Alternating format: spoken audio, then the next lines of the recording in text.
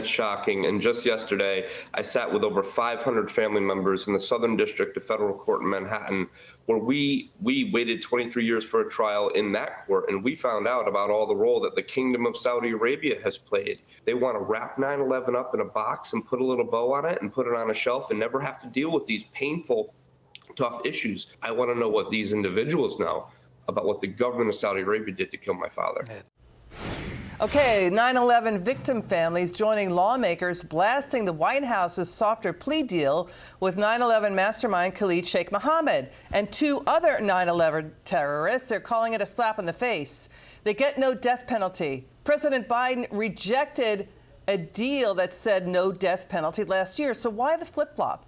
And Senator J.D. Vance, Trump's running mate, says we need a president who stops and kills terrorists, not negotiates with them. Let's bring in Congressman and Attorney Chip Roy from House Judiciary. Sir, it's great to have you on. What's your reaction when you heard this deal? No one really knows what the deal is. The details, we're being kept in the dark about it. Can Republicans challenge this in court? Well, first of all, great to be on the show. As someone who is a former assistant United States attorney, I find it pretty appalling that this is a deal that they have cut. The 9/11 families are exactly right. I mean, we're talking about Khalid Sheikh Mohammed here. This is a guy who deserved a bullet in the head, right? I mean, there's nothing that you can say other than the fact that this guy never should have been able to take a plea deal. He should have been able to get fully sentenced and then executed if that were the will of the jury, which I assume that's probably what would have happened. This is weakness. This is the projected weakness that is causing our enemies, frankly, to laugh at us and to want to come in and frankly, negotiate to get these hostages, right? I am so delighted that we've gotten the Wall Street Journal reporter back, that we've gotten the Marine back. But at the end of the day, we're projecting weakness. And so who do we give up? We gave up hackers. We gave up spies. And now we're encouraging Russia and the rest of the world to target us because we're cutting these deals and giving a plea deal to Khalid Sheikh Mohammed. It's a slap in the face to the 9/11 victims, but it also undermines our national security going forward. It's continued weakness by an administration that, remember, Kamala Harris said, oh, we can't say radical Islamic terrorism back in 2016. The fact is, there is radical Islamic terrorism. It killed 3,000 Americans. It's endangering us right now. Iran is empowered. The administration is undermining Israel. And this is just more projected weakness. And it's why the election is so important in November. I mean, the 9/11 Commission report said Islamic terrorism.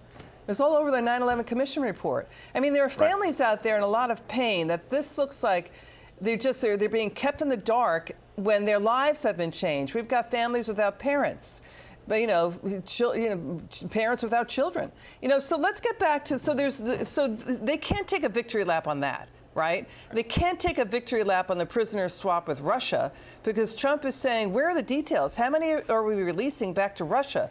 Are we paying Russia any money? I mean, Chuck Grassley is saying we had to, like you're saying, we had to trade spies, criminals, and an assassin for innocent Americans. And Kamala is finally talking, but she's taking a victory lap on this too. What do you think? Well, let's remember that we actually had to give up and give away an arms dealer in order to get back a WNBA member who was smoking weed or had some sort of pot over in Russia. That's our priorities right now. And now you've got these deals getting cut where we gave away, I think, 8 people, spies, hackers, etc. We don't have the details yet. We need to. Literally the day after, we cut a plea deal with the guy who masterminded killing 3,000 Americans. This is a very clear signal from the administration. They have no interest in actually standing up for our nation, but importantly, Western civilization against radical Islamic terrorism that wants to undermine our security, to stand up and make sure we send a strong signal abroad. This is just more of the same. It's the same thing, by the way, that leaves open borders where we have massive numbers of terrorists coming into our own communities, where we have 35,000 Chinese nationals coming in, where Lake and Riley got killed by somebody who was released on parole, where we have members of all sorts of dangerous organizations like FARC coming into America. And just yesterday, we had 1,000 people who allegedly, according to Border Patrol, were green-lighted to shoot our law enforcement who are affiliated with Tren de Aragua, which is a violent gang from Venezuela. Okay. That is the legacy of this administration, endangering the American people. And now we have the Mideast potentially on the brink of a wider conflict. Yep. I mean, Iran's supreme leader, Ayatollah Khamenei, gave the order to strike Israel directly. It could be more, drones and missile strikes that Israel took out last April when, Iran's embassy was bombed in Syria. But, Israel is being said to have taken out the top Hamas political leader inside Iran less than 24 hours after the military commander of Hezbollah was killed in Lebanon. And also last month, they took out the guy who was the mastermind of the 10/7 terror attack on Israel. So Right. are you worried about the White House's policy on Iran here, releasing, basically giving them access to tens of billions of dollars? Yeah, no question. I remember, go back to Barack Obama, who dismissed that our lifting of sanctions on Iran would cause any sorts of problems in the Middle East or empower Iran. He was wrong.